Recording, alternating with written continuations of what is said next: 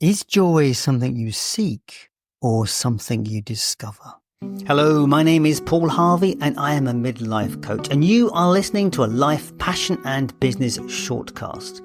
Now, over the last few years, I have spoken to hundreds of people and I've discovered that our story is everything, because what we do, feel or experience is based on the stories that we tell ourselves. This shortcast is a bite-sized episode to explore the ingredients of a good life. We bring out the thoughts, tips and tools so you can try them on for size. So let's explore and see what is possible.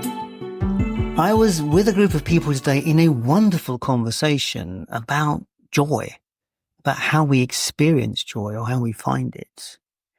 And it is fascinating because it's this idea, do we seek it? Do we seek joy, or do we discover it after the event? One thing we're all convinced of is the masters of joy are children. Certainly toddlers and up to probably the age of 5, 6 or 7. Yeah. That sort of age, children have this innate capacity to express their joy. And of course they will, because the world they're experiencing is all there for to be discovered. Everything around them is new on some level. So the garage door that opens by itself, or sliding doors, or things that drop, things that make noises, things that make unexpected noises. The game of peekaboo, hide and seek, all of these things elicit an instant reaction of joy. And of course, along with all of every other emotions, because children have this innate capacity to express emotions in the moment and then let them pass.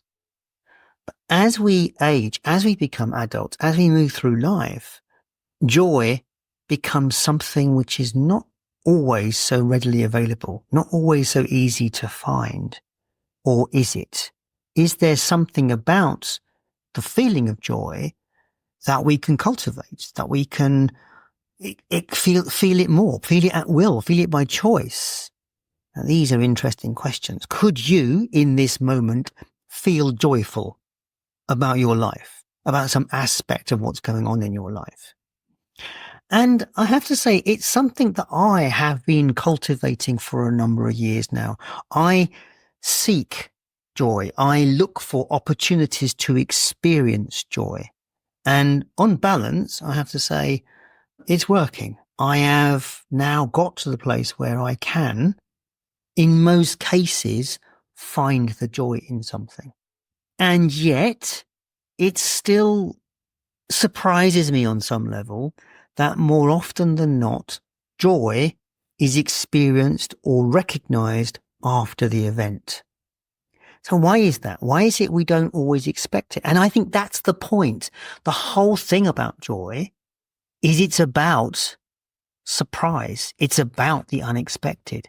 It's about that moment of new, innovation, innovative. Something happened here that I was not expecting, and it has surprised me and made me feel good. We can experience joy in the surprise meeting of a friend, or a conversation that came out of nowhere that was somehow enthralling or exciting or interesting. All of these things elicit the sense, the feeling of joy. And yet sometimes, and more often than not, in the moment, we are not conscious of it unless we absolutely choose to be conscious of it. And that's about mindfulness, about being mindful and living in this moment. And oh gosh, very few of us do this. I don't do this. Of course, it's the human story is something of the story. It's an evolution in the moment as we express and experience the moment. And only when we actually reflect on things and take a reflective stance on something do we realize that we are experiencing something.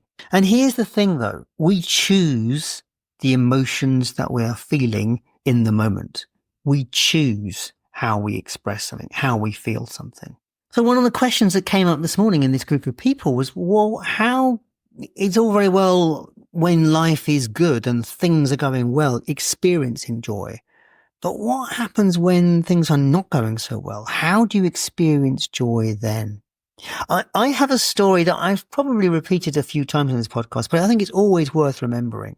Back in 2011, I was a digital marketer, and my son was at a Steiner school. And so he finished earlier on a particular day, on a Friday, I think it was. And I worked from home, so he was at home with me, and he was nagging to do something. He wanted to go out. He wanted to do something because he was bored. He didn't want to be at home. And it was a lovely autumn day. But I was stressed. I was working on something and I wanted to get it completed, and I was struggling to get any headway. And so, parenting stuff. Anyway, eventually I relented and said, okay, look, give me some space here so I can get this done, and we will go up to the park. Yay. Okay. So he dashed off to do something. Now he had me in 30 minutes. I set a timer, so he knew that we both had a timer going and we would go out in 30 minutes. So I got my emails done and I drew a line, closed my computer and said, right, let's go and do this. So we walked up to the park. And it was a beautiful November day, and there were leaves around everywhere. And we spent some time on the equipment, but we spent a good hour or more kicking leaves around, throwing leaves at each other, jumping in piles of leaves, throwing leaves at me, and rolling down these little hills and things in the park. And I can think about it now, and I can recapture that sense of joy of that moment, that enjoyment, that his expression of joy, his joy of being with me and doing this and throwing the leaves around, and our total, I guess, love for each other being expressed in this opportunity to enjoy the simplicity of rolling down a hill with leaves. And what I recognize is that I could go to the park on my own, and I could roll down the very same hill. I could wait till November and I could throw leaves around, but I would never recapture that moment of joy that I had with my son back in 2011. And it's that magical moment. I recognize in that point we were totally in the moment of joy. And that is it. It is about being in the moment. We were in the moment together, enjoying each other's company and expressing it in the moment. And we laughed and we joked and we came back here laughing and joking and giggling and stuff. And it really did take me away from the stress and the frustration of the project I was involved in at the time. So where does that leave us in this idea of joy? It was something in the moment, and I had no expectation that going to the park with my son that day would lead to such an amazing memory, some great photographs, and something that I talk about. I'm not sure he remembers it quite the same way I do, or has quite the same appreciation of it. And that's another thing, isn't it? Joy is a very personal thing. We experience it on a personal level. And for my son, it was just another day, I imagine, in the many days that he had joyfully around me and around his friends. I also notice it in younger people of his age, particularly. I mean, now he's 22, and I can see he gets excited and expresses joy in things. So I wonder if our lack of awareness around joy is something to do with aging, something to do with experiencing all of life and allowing that to take away our joy, to sap the joy out of us. And I guess, I guess there is something in there now. We've all met people who have this capacity, who are so deeply in their frustration and their stuff. They can talk to us. They can literally sap the life out of us, sap the joy out of the air. And that's an interesting point, isn't it? When we meet people like that, we tend to want to avoid them. So there is something in this about allowing ourselves to be joyless. Somewhere in this, we have control over this. Somewhere in this, we have to seek the joy. And often that can only be found after the event. So I have had a lovely sociable weekend with lots and lots of people in my life this weekend. And I can sit back and recognize that various aspects of that have been really, really joyful. Seeing the expression on someone's face as we shared a joke or told something. It's those indefinable moments. It's the surprise, isn't it? It's back to that surprise aspect again. So how could you explore, find, or cultivate more joy in your life?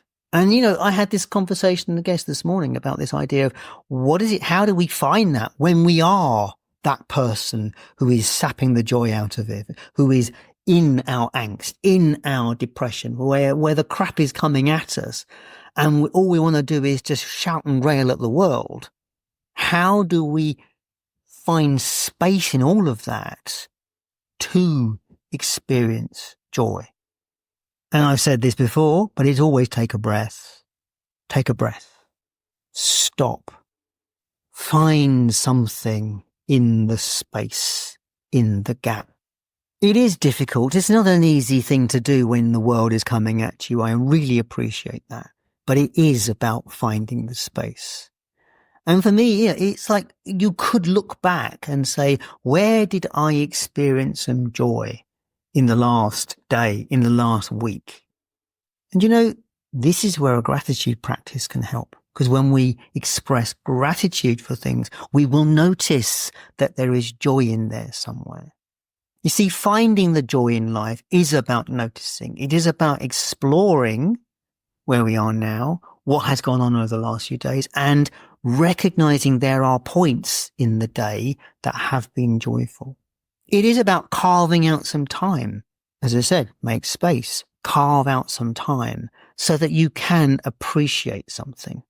As I said, tips for this. If you are in a compressive environment where the joy is being pushed out of you, create some space. Do something ritualistic that you can say, this is for me and I am going to enjoy it. So enjoy a cup of coffee. How do you enjoy a cup of coffee? Or a nice glass of wine? Let's not make it two, just one. How could you enjoy these things? It is about appreciating the aroma. Where does that aroma send you to? What do you think about when you smell that? When you taste it, where does it lead to? All of these things are about living the moment and expressing and experiencing the joy of it. There is lots of nuances in this conversation, and I could rattle around this for a while, but the key to this, as I said to you, is look back to times when you were joyful, and I can often go back to the leaves. I could never recreate that experience now, but I can recognize it was one of those experiences. Think about where you were at a performance or where something surprised you. The joy of surprise. The surprise of joy, the joy of surprise. All of these things contribute to this sense of love and appreciation for the moment, expression in the moment. This is the human condition. This is what it means to be a human living the best life. It's about feeling our emotions, acknowledging our emotions, even the negative ones, but really, really appreciating the joy. I think we'll leave it there. I would love to hear your thoughts on how, where, and when you express joy and how useful it is, how you appreciate it, where you find it in life. Keep a diary on the subject. That might be an idea. Look, write down a joyful experience so you can go back and remember it. That's what gratitude practice is about, to be really honest. Anyway, I'd love to hear your thoughts on this. As always, if you've enjoyed this conversation or found it useful, please share it with a friend, because that is how people like yourself find a good podcast. It's always by recommendation. If you want to know more about the work of Life, Passion and Business, do check out the website, lifepassionandbusiness.com, particularly focused coaching, which deals with this stuff. It's about getting what you want, moving you towards what you want, focusing on what's important in life, and helping you find your own path to get there. So that will be joy. It will be gratitude. It will be appreciation, and it will be finding a route towards the success or things that you want. Anyway, as always, thank you so much for your time and attention. I will catch you next time. Until then, all the best.